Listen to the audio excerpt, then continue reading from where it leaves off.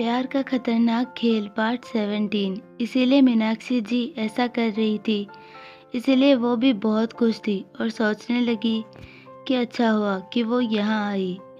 विनी के घर में आने के कुछ दिनों बाद ही आर्यन ने किसी दुर्घटना में विनी का गर्भपात करवा दिया और उसके बाद तो उसे बहाना मिल गया विनी को मारने का। इसीलिए वो हमेशा शराब पीकर विनी को मारता रहता था और डिवोर्स तो सिर्फ एक नाटक था, क्योंकि जब शादी ही नहीं हुई तो डिवोर्स कैसा।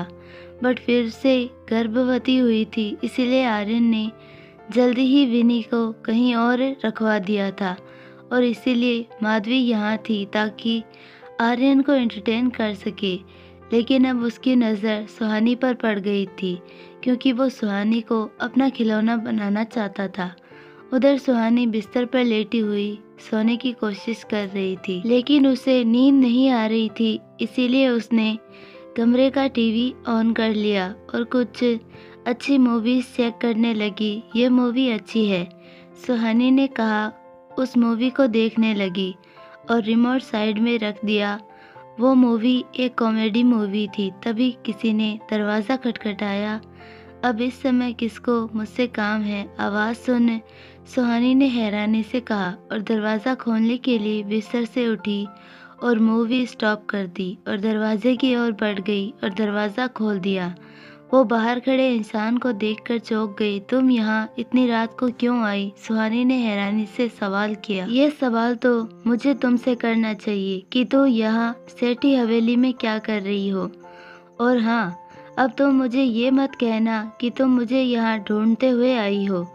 माधवी ने गुस्से से देखते हुए सवाल किया। देखिए दी, मुझे आपसे और विनी से कोई मतलब नहीं है, इसीलिए ज़्यादा सोचने की ज़रूरत नहीं है, सुहानी ने जवाब दिया।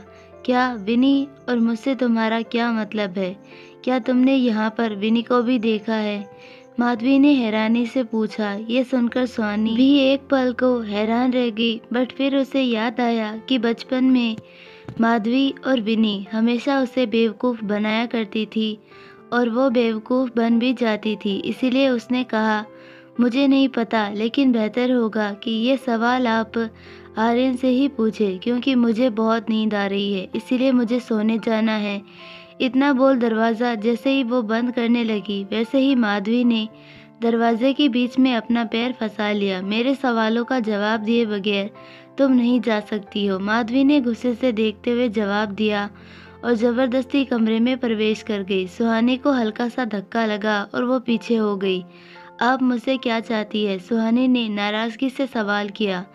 मुझे बस यही जानना है कि तुम यहाँ क्यों हो और तुम मानव को कैसे जानती हो? माधवी ने सवाल किया। दरअसल मानव माधवी को भी पसंद था और जब से उसने 5 साल पहले मानव को अपने कॉलेज फेस्ट में देखा था, तब से वो मानव पर फिदा हो गई थी। बट वो मानव को रिझाने में कामयाब नहीं हुई। माधवी को आज भी वो दिन याद था जब उसने मानव को कई बार अपनी अदाओं से रिझाने की कोशिश की थी, बट मानव ने एक बार भी उसे नहीं देखा था।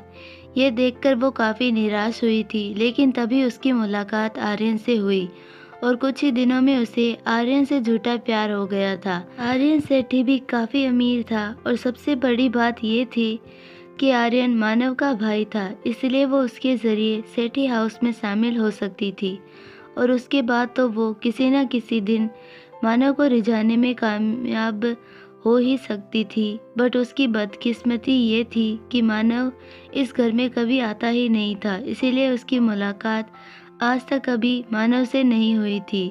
माधवी एक रिच लाइफ जीना चाहती थी, बट उसका ये सपना अभी तक पूरा नहीं हुआ था, क्योंकि आर्यन ने उससे अभी तक शादी नहीं की थी और अब उसका व्यवहार देखकर पता चलता था कि वो उससे बोर हो गया था। इससे आपका कोई मतलब नहीं, क्योंकि आप आर्यन से प्यार करती है, सुहानी ने जवाब दिया। मतलब है क्योंकि मैं मानव से प्यार करती हूँ और मैं उसके लिए यहाँ आई हूँ, माधवी ने जवाब दिया। क्या? मुझे तो लगा था कि आर्यन माधवी को धोखा दे रहा था, बट यहाँ तो खुद माधवी ही आर्यन को धोखा दे रही थी। इसका मतलब अब मुझे दी के बारे में चिंता करने की ज़रूरत नहीं थी। अगर ऐसा है तो आप उनको भूल जाइए, क्योंकि वो मेरे हैं, सुहानी ने जवाब दिया। क्या बकवास कर रही हो तुम? माधवी ने हैरानी और गुस्से से देखते हुए सवाल किया। ये बकवास नहीं, सच है। वो मेरे पति हैं और मैं सेठी परिवार की बहू हूँ, सुहानी ने जवाब दिया। ये सुनकर माधवी शॉक्ड हो गई। लेकिन आर्यन ने तो कहा था कि ये मानव का खिलौना है। माधवी ने हैरानी से मन में सोचा, तो क्या अब आप यहाँ से जाएंगी? क्योंकि मुझे नींद आ रही है, इसीलिए मुझे सोना है, सुहानी ने नाराजगी से जवाब दिया और माधवी को बाहर जाने का इशारा किया। एक मिनट, तुम्हारे पास क्या सबूत है कि तुम खुद को मानव की पत्नी बोल रही हो? माधवी ने शक की निगाहों से देखते हुए सवाल किया।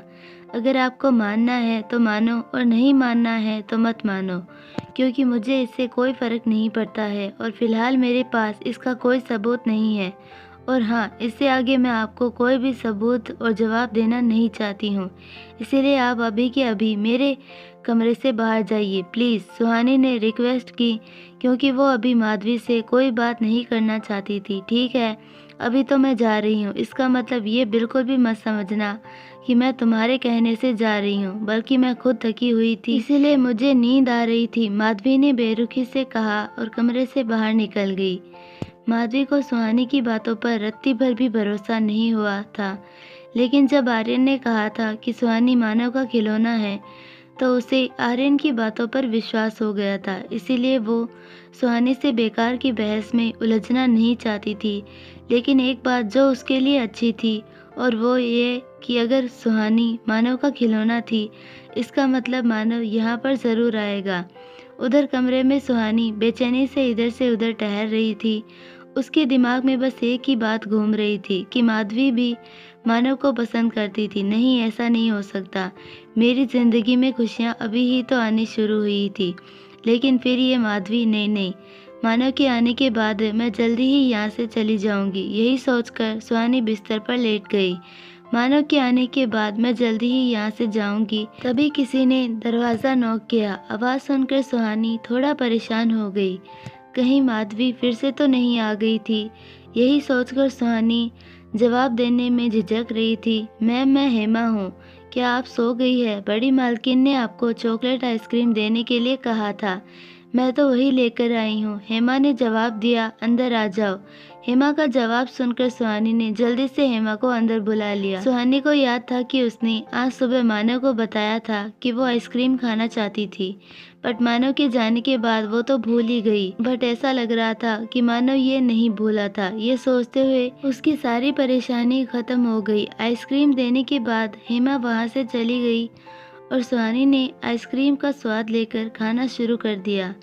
तभी सुहानी का मोबाइल रिंग करने लगा। सुहानी ने देखा कि वो मानव का फ़ोन था, इसीलिए उसने जल्दी से कॉल पिक किया।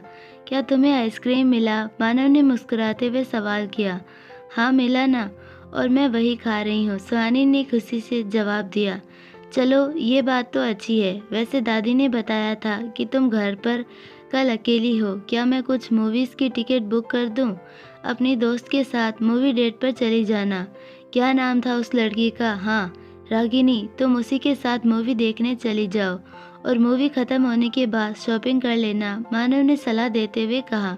ये आप क्या कह रहे हैं? कल तक तो आपको रागिनी का घर आना पसंद नहीं था और अब आप चाहते हैं कि मैं रागिनी के साथ मूवी देखने बाहर जाऊं? सुहानी ने हंसते हुए कहा। हाँ, ये मैं ही कह रहा हूँ, और मैंने उस लड़की के बारे में पता किया था। वो लड़की सच में बहुत अच्छी है, मानव ने जवाब दिया। ये सुनने के बाद सुहानी मुस्कुरा दी। ये बात मुझे तो पहले से ही पता थी, बस आपको ही देर से पता चला। हाँ, मुझे पता है। बहुत रात हो गई है, तो ज़्यादा देर तक जागना तुम्हारे लिए और हमारे बेबी के लिए ठीक नहीं है, इसीलिए अब तुम्हें सो जाना चाहिए। गुड नाइट, मानव ने कहा और फ़ोन काट दिया। मानव से बात करने के बाद सुहानी का मूड बहुत अच्छा हो गया था।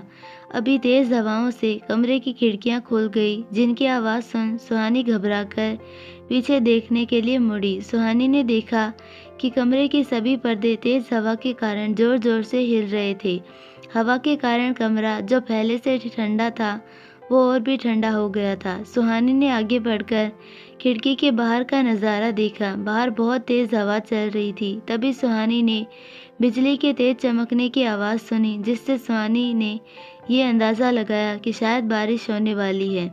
बट वो ये समझ नहीं पा रही थी कि ये मौसम अचानक कैसे खराब हो गया। जो भी हो, मुझे खिड़कियां बंद कर लेनी चाहिए। इतना बोलकर सुहानी ने कमरे की खिड़कियां बंद कर ली और वापस बिस्तर पर आकर बैठ गई।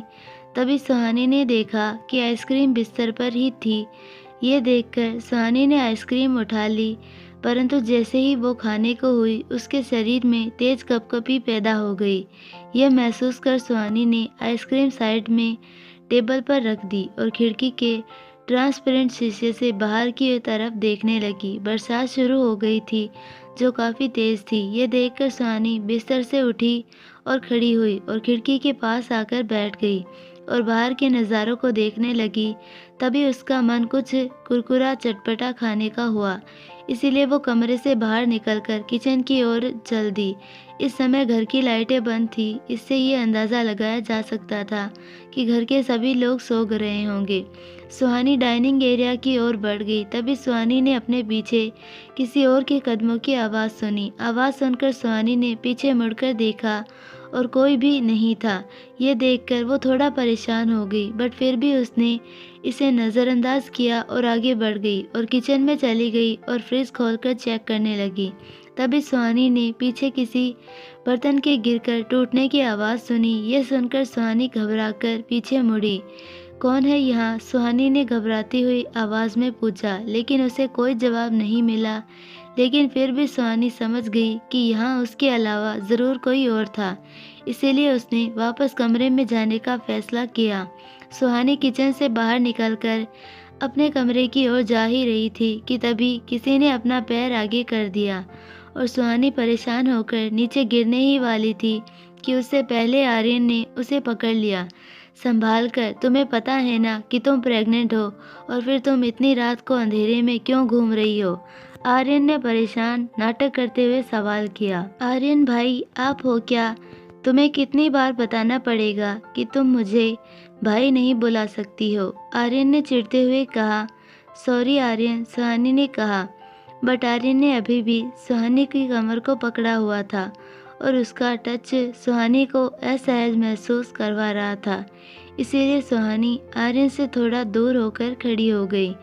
बट आर्यन ने जल्दी से आगे बढ़कर सुहानी के हाथ को पकड़ लिया। देख नहीं रही हो कि घर में अंधेरा है और ऐसे में तुम गिर भी सकती हो और तुम्हारे गिरने से तुम्हारे बच्चे को भी परेशानी हो सकती है। इसीलिए चलो, मैं तुम्हें तुम्हारे कमरे तक छोड़कर आता हूँ। आर्यन ने हवस भरी नज़रों से सुहानी को देखते हुए कहा। बच्चे के बारे में सुनकर उसे समझ नहीं आ रहा था कि वो क्या करे, बट एक बात तो वो समझ रही थी कि उसे आर्यन से दूर ही रहना चाहिए। यही सोचते हुए उसने जल्दी से अपना हाथ उसके दोनों हाथों के बीच से खींच लिया। थैंक यू, बट मैं खुद चली जाऊंगी, सुहानी ने जवाब दिया। उसके बाद आर्यन ने जैसे ही फिर से सुहानी का हाथ पकड़ने के लिए अपना हाथ बढ़ाया, वैसे ही उन दोनों पर किसी की लाइट पड़ी। यह देखकर आर्यन थोड़ा घबरा गया और सामने की ओर देखा। वहाँ कौन है? क्या आप मुझे कुछ देर के लिए टॉर्च दे सकती हैं? सुहानी बोलते हुए जल्दी से टॉर्च वाले इंसान के पास चली गई। सुहानी बेटा, तुम इतनी रात को अंधेरे में यहाँ क्या कर रही हो? मीनाक्षी जी ने हैरानी से सवाल किया। दादी, आप है क्या? अच्छा हुआ कि आप मिल गई, वरना अंधेरे में मुझे डर लगने लगा था, सुहानी ने परेशान होते हुए जवाब दिया। लेकिन बेटा, तुम इतनी रात को यहाँ आई ही क्यों? मीनाक्षी जी ने सवाल किया। मुझे कुछ कुरकुरा खाने का मन कर रहा था, इसलिए मैं यहाँ किचन में ढूंढने के लिए आई, लेकिन यहाँ पर इतना अंधेरा था कि अगर आर्यन भाई नहीं होते तो मैं गिरकर चोटिल हो जाती, सुहानी ने बताया। अगर ऐसा था तो तुमने मुझे क्यों नहीं फ़ोन किया? मैं हेमा को बोलकर तुम्हारे लिए कुछ बनवाती। और आर्यन, वो कहाँ पर है? मीनाक्षी जी ने टॉर्च की लाइट को चारों तरफ घुमाते हुए हैरानी से सवाल किया, क्योंकि उन्हें आर्यन कहीं भी दिखाई नहीं दिया। अरे यहीं तो थे, बट अब पता नहीं कहाँ चले गए, सुहानी ने हैरानी से सोचते हुए कहा। कोई बात नहीं, शायद वो अपने कमरे में चला गया होगा, इसीलिए अब चलो, तुम्हें भी अपने कमरे में चलना चाहिए। और चिंता मत करो, हेमा थोड़ी देर में तुम्हारे लिए कुछ स्नैक्स लेकर आएगी, मीनाक्षी जी ने कहा। मीनाक्षी जी को सुहानी की थोड़ी चिंता हो रही थी, क्योंकि वो ऐसी हालत में अपने कमरे में अकेले थी। इसीलिए वो बार बार यही सोच सोच कर परेशान हो रही थी कि सुहानी सोई होगी या नहीं। और यही सोचते हुए उनका गला सूख गया और वो पानी लेने के लिए किचन में आ गई और देखा कि सुहानी यहीं खड़ी थी। ये देखकर उनकी चिंता और बढ़ गई। इसीलिए आज रात को सुहानी के कमरे में ही सोना चाहती थी। दादी का साथ पाकर सुहानी बिल्कुल सेफ फील कर रही थी। तभी थोड़ी देर बाद हेमा कमरे में कुछ स्नैक्स लेकर आई और टेबल पर रखकर वहाँ से चली गई। सुहानी खाने में थोड़ा झिझक रही थी। तुम झिझक क्यों रही हो? ऐसी हालत में कुछ ना कुछ खाने का मन करता ही रहता है, और ये कोई बुरी बात थोड़ी ही है, बल्कि ये तो अच्छी बात है। इसीलिए तुम निश्चिंत होकर खाओ। मीनाक्षी जी ने मुस्कुराकर समझाते हुए कहा, आप भी खाओ ना, क्योंकि मुझे अकेले खाना अच्छा नहीं लग रहा। सुहानी ने हिचकिचाते हुए कहा, हाँ हाँ, क्यों नहीं, मैं तुम्हें कंपनी ज़रूर दूंगी। मीनाक्षी जी ने मुस्कुराते हुए कहा, कल की क्या योजना है? क्या तुम कल सच में घर पर रहकर बोर होना चाहती हो? दादी ने सवाल किया। मेरी योजना तो यही थी, बट मानव ने मेरी योजना बदल दी, क्योंकि उन्होंने मूवीज़ की टिकट बुक कर ली है और इसीलिए वो चाहते हैं कि मैं अपनी दोस्त रागिनी के साथ मूवी देखने जाऊं और उसके बाद शॉपिंग पर जाऊं। तो अब मैं यही करने वाली हूँ। सुहानी ने मुस्कुराते हुए जवाब दिया, अरे वाह, ये तो बहुत अच्छी बात है। चलो, ये जानकर मुझे बहुत खुशी हो रही है कि तुम अब कल घर पर अकेली बोर नहीं होने वाली हो। दादी ने राहत की सांस लेते हुए कहा। उसके बाद वो दोनों काफी देर तक बातें करते रहे और बातें करते करते हुए ही दोनों सो गए। तभी सुहानी की खिड़की पर किसी के हाथ की छाप दिखी और एक नौजवान खिड़की खोलकर अंदर प्रवेश कर गया और धीरे से खिड़की वापस बंद कर दी और बिस्तर की ओर बढ़ा। वो नौजवान और कोई नहीं बल्कि आर्यन था, जो चुपके से सुहानी के कमरे में प्रवेश कर गया था। सुहानी को एक बार छूने के बाद उसकी हवस दोगुनी हो गई थी, जिसे वो काबू नहीं कर सका और सुहानी के कमरे में प्रवेश कर गया। आर्यन धीरे धीरे सुहानी के बिस्तर की ओर बढ़ा और सुहानी के पास आकर बैठ गया और सुहानी के चेहरे की ओर हाथ बढ़ा दिया। तभी उसकी नज़र सुहानी के बगल में सोई दादी पर गई और ये देखकर उसके हाथ हवा में ही रुक गए। क्या इस पागल लड़की ने अपने साथ दादी को क्यों सुलाया हुआ है? आर्यन ने गुस्से में कहा। उसके बाद आर्यन अपने सर पर हाथ रखकर सोचने लगा, अब मैं इसे बिना शोर किए कमरे से बाहर कैसे लेकर जाऊं? आज के लिए तुम बच गई सुहानी, बट कल नहीं बच पाओगी। आर्यन ने शैतानी मुस्कुराहट के साथ मन में कहा और उसके बाद वो उसी रास्ते से चला गया जिस रास्ते से आया था। अगली सुबह सुहानी उठकर तैयार हो गई और रागिनी को कॉल कर दिया। रागिनी को कोई परेशानी नहीं थी, इसीलिए वो तैयार हो गई। उसके बाद सुहानी ब्रेकफास्ट करने के लिए डाइनिंग रूम में चली गई। डाइनिंग रूम में राहुल और आर्यन, माधवी पहले से ही मौजूद थे। मीनाक्षी जी वहीं पर मौजूद थी। डाइनिंग रूम में आते ही राहुल और माधवी की नज़रें सुहानी पर गई, बट उसके बाद उन दोनों ने अपनी नज़रें अपने खाने पर टिका ली। गुड मॉर्निंग सुहानी, मीनाक्षी जी ने मुस्कुराते हुए कहा और सुहानी को अपने बगल में बैठने का इशारा किया। सुहानी ने भी एक मुस्कुराहट दी और दादी जी के बगल में जाकर बैठ गई। गुड मॉर्निंग सुहानी, आर्यन ने मुस्कुराते हुए कहा। गुड मॉर्निंग आर्यन, सुहानी ने हिचकिचाते हुए कहा। सुहानी का जवाब सुनकर माधवी ने हैरानी से सुहानी की ओर देखा और कुछ देर बाद उसकी हैरानी नाराज़गी में बदल गई। आर्यन ने एक मुस्कुराहट दी और ब्रेकफास्ट करने लगा। तो कब आ रही है तुम्हारी दोस्त? आर्यन ने सवाल किया। वो बस आ ही रही होगी, क्योंकि मैंने उसे फ़ोन कर दिया था। सुहानी ने जवाब दिया। हाँ, बुलाओ बुलाओ, वैसे भी ये घर थोड़ी ही है, धर्मशाला है। माधवी ने टोंट कसते हुए कहा। ये सुहानी का भी घर है और तुम तो यहाँ सिर्फ एक मेहमान हो, और फिर तुम्हारा सुहानी को ये कहने का हक भी क्या बनता है? मीनाक्षी जी ने नाराज़गी से माधवी को देखकर सवाल किया। मीनाक्षी जी का सवाल सुन माधवी ने गुस्से में अपनी मुट्ठियाँ भींच ली, बट वो जानती थी कि वो मीनाक्षी जी को कोई जवाब नहीं दे सकती थी। वो तो बस मजाक कर रही थी दादी, इसीलिए आप उसे इग्नोर करें। आर्यन ने बात संभालते हुए कहा, क्योंकि आज वो कोई झगड़ा नहीं चाहता था, क्योंकि अगर झगड़े की वजह से यदि मीनाक्षी जी यहाँ रुक गई तो आर्यन के इरादों पर पानी फिर जाएगा और ये आर्यन बिल्कुल भी नहीं चाहता था। आर्यन का खुद के लिए बचाव करते हुए देख माधवी हैरान थी। ये आर्यन आज ठीक तो है ना? माधवी ने हैरानी से मन में सोचा। ब्रेकफास्ट करने के बाद वो सभी लोग अपने अपने कमरे की ओर चल दिए। अपना ख्याल रखना मेरी बच्ची, और अगर कोई परेशानी हो तो तुरंत मुझे इन्फॉर्म करना, ठीक है? मीनाक्षी जी ने समझाते हुए कहा। ठीक है दादी, मैं अपना ख्याल रखूंगी, आप मेरी फिक्र ना करें, और आप भी अपना ख्याल रखना और एंजॉय करना, सुहानी ने मुस्कुराते हुए कहा। उसके बाद मीनाक्षी जी ने मुस्कुराते हुए सुहानी के माथे पर किस कर लिया। उसके बाद वो वहाँ से चली गई। उसके बाद सुहानी ने रागिनी को कॉल किया। हेलो, कहाँ है तू? अभी तक आई नहीं? क्या तुझे मेरे घर का पता नहीं मिल रहा? क्या मैं तुझे लोकेशन भेजूं? सुहानी ने परेशान होते हुए सवाल किया। मुझे बोलने का मौका तो दे, तेरे घर पहुंच चुकी हूँ और पार्किंग लॉट में गाड़ी पार्क कर रही थी और अब हो चुकी है, इसीलिए मैं आ रही हूँ, रागिनी ने जवाब दिया। अच्छा, मुझे लगा कि तुझे मेरा घर ही नहीं मिल रहा, सुहानी ने हिचकिचाते हुए जवाब दिया। वैसे कैसे नहीं मिलेगा, सेठी हवेली मुंबई की काफ़ी फेमस हवेलीज में से एक है। अच्छा फ़ोन रख, मैं गेट पर आ गई हूँ, रागिनी ने कहा और फ़ोन काट दिया। रागिनी का जवाब सुनकर सुहानी ने अपना बैग उठाया और अपने बालों को ठीक किया। तभी सुहानी के कमरे का डोरबेल बजा। आवाज़ सुनकर सुहानी ने मुस्कुराते हुए पीछे मुड़ी और जाकर दरवाज़ा खोला।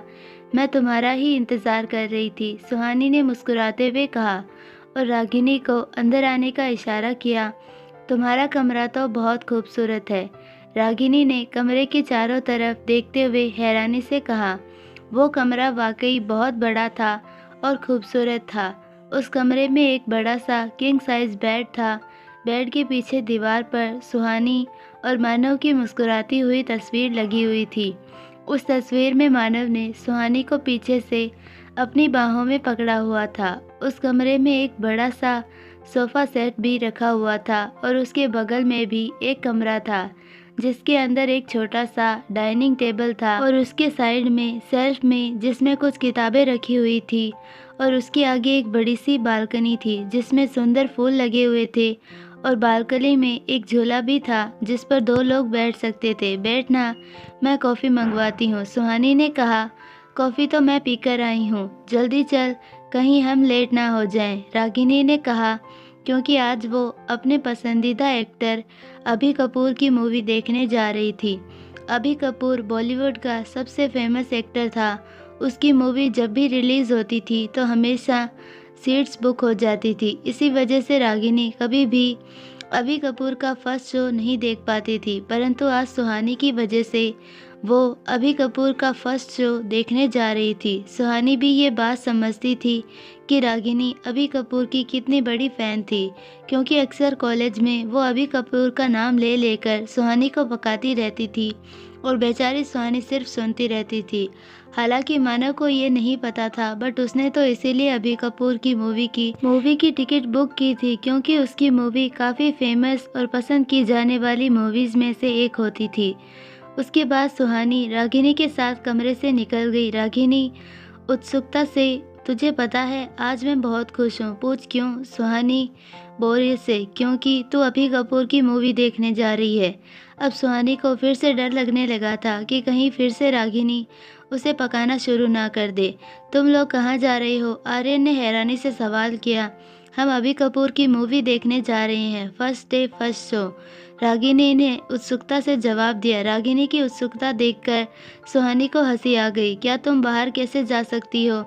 क्या तुम चाहती हो कि तुम्हारे बाहर जाते ही तुम्हें कुछ हो जाए और मानव हमें दोष दे? आर्यन ने गुस्से से जवाब दिया, क्योंकि आज वो सुहानी को कहीं भी जाने नहीं देना चाहता था। आर्यन का जवाब सुनकर रागिनी परेशान होकर सुहानी को देखने लगी। आर्यन, आप मेरी चिंता ना करें, क्योंकि मैं अपना ख्याल रख सकती हूँ, सुहानी ने जवाब दिया। बिल्कुल भी नहीं, कमरे में जाओ, आर्यन ने गुस्से से कहा।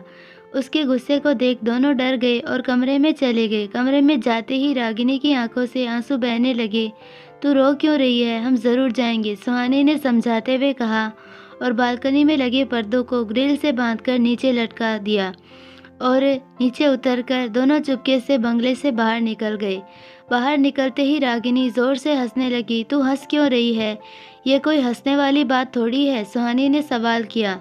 हंसू नहीं तो और क्या करूं? तुझे अपने ही घर से यूं चोरों की तरह भागना पड़ा।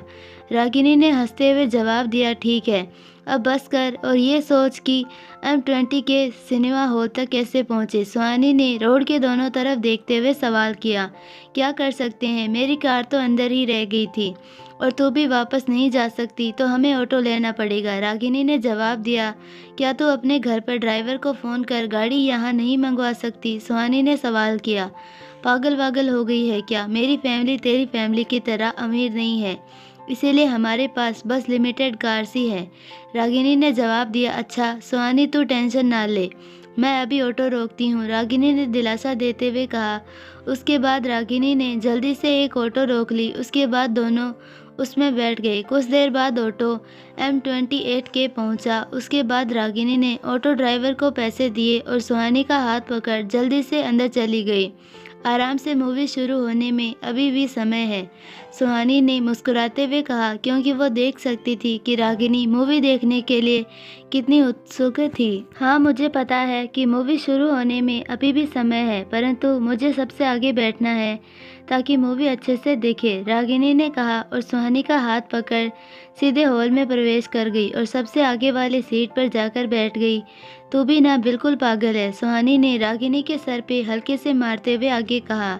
अभी मूवी शुरू होने में पूरे 30 मिनट है और हमारे पास तो खाने के लिए स्नैक्स और कोल्ड ड्रिंक्स भी नहीं है, इसीलिए मैं लेकर आती हूँ, सुहानी ने कहा और खड़ी हो गई। बट रागिनी ने सुहानी का हाथ पकड़ उसे बैठा दिया। तुझे कहीं जाने की ज़रूरत नहीं है, क्योंकि स्नैक्स और कोल्ड ड्रिंक बेचने वाला यहीं पर घूमते रहते हैं, रागिनी ने जवाब दिया। क्या यहीं पर घूमते रहते हैं और कोई डिस्टर्ब नहीं होता? सुहानी ने हैरानी से पूछा। हाँ, वो 30 मिनट तक यहीं घूमता रहेगा और मूवी शुरू होने के बाद अंदर नहीं आएगा, रागिनी ने जवाब दिया। रागिनी, ए भैया ज़रा इधर आओ, रामू कोल्ड ड्रिंक्स बेच रहा था। जी मैडम, तू क्या लेगी? रागिनी ने सुहानी को देखते हुए सवाल किया।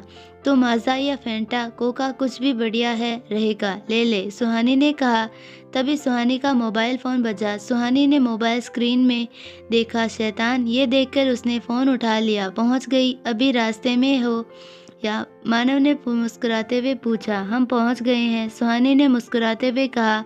उसके बाद रागिनी ने पॉपकॉर्न के लिए इशारे से पूछा और सुहानी ने हाँ में सिर हिला दिया। चलो अच्छी बात है, मूवी शुरू होने वाली होगी, इसीलिए तुम लोग एंजॉय करो, मानव ने मुस्कुराते हुए कहा और फ़ोन काट दिया। उधर आर्यन अपनी हवस पूरी करने के लिए सुहानी के कमरे की ओर बढ़ा। अभी कपूर। उधर आर्यन सुहानी के कमरे की ओर बढ़ा। उसे पूरी उम्मीद थी कि आज उसकी भूख मिटी जाएगी। आर्यन ने कमरे का दरवाज़ा खोला और चारों तरफ नज़रें घुमाकर देखने लगा, बट सुहानी उसे कहीं भी नज़र नहीं आई। यह देखकर वो सोचने लगा कि कहीं सुहानी को उसके इरादों के बारे में पता तो नहीं चल गया था, वो जो छुप रही थी। सुहानी, सुहानी, आर्यन ने आवाज़ लगाई और उसे पूरे कमरे में सुहानी को खोजने लगा। बेडरूम में नहीं मिलने पर आर्यन ने बेडरूम के अंदर बने दूसरे कमरे में सुहानी को खोजा, परंतु सुहानी वहाँ भी नहीं थी। उसके बाद आर्यन ने बाथरूम में भी चेक किया, पर सुहानी वहाँ भी नहीं थी। ये देखकर वो परेशान हो गया। आखिर कहाँ जा सकती थी वो? एक मिनट, उसके साथ उसकी एक दोस्त भी तो थी, बट अभी वो भी नहीं दिख रही है। ये देखकर वो सोचने लगा कि आखिर वो दोनों गई कहाँ हैं और कैसे, क्योंकि बाहर तो उसने रघु को खड़ा किया हुआ था। सोचते हुए आर्यन बालकनी की ओर गया और ग्रिल पर हाथ रख लिया। तभी उसके हाथों में कुछ मुलायम सा महसूस हुआ। ये महसूस करते ही उसने झट से नीचे देखा और ये देखकर वो समझ गया कि वो दोनों कैसे बाहर गई होगी। ये तुमने ठीक नहीं किया सुहानी, और तुम्हें क्या लगता है कि तुम मुझसे हमेशा बचती रहोगी? आर्यन के चेहरे पर एक शैतानी मुस्कुराहट आ गई। मैंने तुम्हें पहले ही कहा था कि तुम्हें बाहर नहीं जाना चाहिए, क्योंकि बाहर तुम्हारे लिए खतरा हो सकता है। अब जो कहा है उसे दिखाना तो पड़ेगा ना, आर्यन ने शैतानी मुस्कुराहट के साथ कहा। उसके बाद उसने अपनी जेब से मोबाइल फ़ोन निकाला और किसी को कॉल कर दिया। कॉल रिसीव हुआ। जी बॉस। थोड़ी देर बाद कॉल उधर से आवाज़ आई, सुहानी को उठा लो और अगर उसके साथ आई लड़की भी रुकावट बने तो उसे भी उठा लेना। आर्यन ने जवाब दिया और फ़ोन काट दिया। अब तुम्हें मेरी बाहों में आना ही पड़ेगा सुहानी। इतना बोल आर्यन ज़ोर-ज़ोर से हँसने लगा। उधर सुहानी आर्यन के गंदे इरादों से बेखबर रागिनी के साथ पॉपकॉर्न खाते हुए मूवी एंजॉय कर रही थी। तभी सुहानी को याद आया कि घर पर रागिनी किसी सरप्राइज़ के बारे में बता रही थी। ये याद आते ही सुहानी ने अपनी नज़रें घुमाकर रागिनी की ओर देखा और देखते ही हैरान हो गई, क्योंकि रागिनी मूवी नहीं देख रही थी बल्कि कहीं और ही देख रही थी। सुहानी ने रागिनी की नज़रों का पीछा किया। अभी कपूर, तो ये था रागिनी का सरप्राइज़। अब मुझे समझ आ रहा है कि रागिनी को यहाँ पहुँचने की इतनी जल्दी क्यों हो रही थी। ये देखकर सुहानी ने शरारती अंदाज में रागिनी को छेड़ने का सोचा। मुझे नहीं पता था कि ये तुझे इतना ज़्यादा चाहता है कि तुझे देखने के लिए यहाँ आ गया, सुहानी ने कहा। सुहानी की बात सुन रागिनी का चेहरा लाल हो गया और उसने अपनी नज़रें मूवी की तरफ स्क्रीन की ओर कर दी। वैसे कितना बड़ा इत्तेफाक है कि तू जो आज पहली बार मूवी देखने आई। और अभी भी सुहानी ने शरारत में जवाब दिया। अब बस भी करना सुहानी, वरना मैं यहाँ से चली जाऊंगी, रागिनी ने शर्मिंदगी से परेशान होते हुए कहा। अच्छा जी, तू सच में जा पाएगी, सुहानी ने फिर से सवाल किया। यह सुनने के बाद अब रागिनी परेशान हो गई थी, इसीलिए खड़ी हो गई, परंतु सुहानी ने उसका हाथ खींचकर उसे वापस बैठा दिया। अच्छा ठीक है बाबा, अब मैं कुछ भी नहीं बोलूँगी, सुहानी ने हार मानते हुए कहा। उसके बाद दोनों मूवी देखने लगे, बट अभी भी रागिनी बार बार तिरछी नज़रों से अभी को देख रही थी। मुझे लगता है कि तुझे उससे बात करनी चाहिए, क्योंकि ऐसे छिप छिप कर देखने से तो बात आगे नहीं बढ़ेगी, सुहानी ने मूवी देखते हुए ही जवाब दिया। सुहानी का जवाब सुन रागिनी ने फिर से अपनी नज़रें जल्दी से स्क्रीन पर कर दी। मैं रागिनी ने हकलाते हुए पूछा। और नहीं तो क्या, वो तेरा क्रश है तो तुझे ही उससे बात करनी चाहिए, वरना कोई और लड़की उस पर चांस मार देगी और तू बस देखती ही रह जाएगी, सुहानी ने समझाते हुए कहा। मैं बात तो करना चाहती हूँ, बट मेरे अंदर कॉन्फिडेंट की कमी है, तो क्या तू मेरे लिए उससे बात कर सकती है, रागिनी ने विनती भरी नज़रों से देखते हुए कहा। बात तो तुझे ही करनी चाहिए, आखिरकार वो तेरा क्रश है।